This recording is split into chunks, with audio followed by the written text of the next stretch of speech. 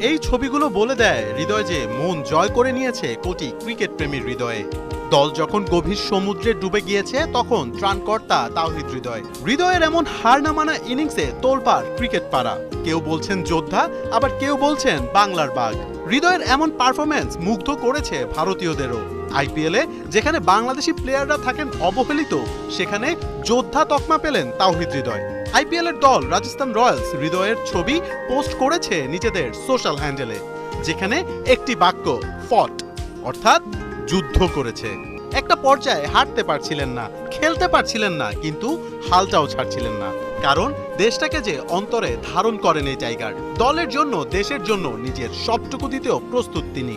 হৃদয় কথা নয়, কাজে বিশ্বাসী। ভুলে গেলে চলবে না ভারতকে হারিয়ে যে অনূর্ধ্ব 19 বিশ্বকাপ জিতেছিল তাওহিদ হৃদয়। মনে আছে বিশ্বাস, জয়ের তীব্র ক্ষুধা। তাই তো ভারতকে পেয়েই নিজের ক্যারিয়ারের প্রথম সেঞ্চুরিটা তুলে নিলেন তিনি।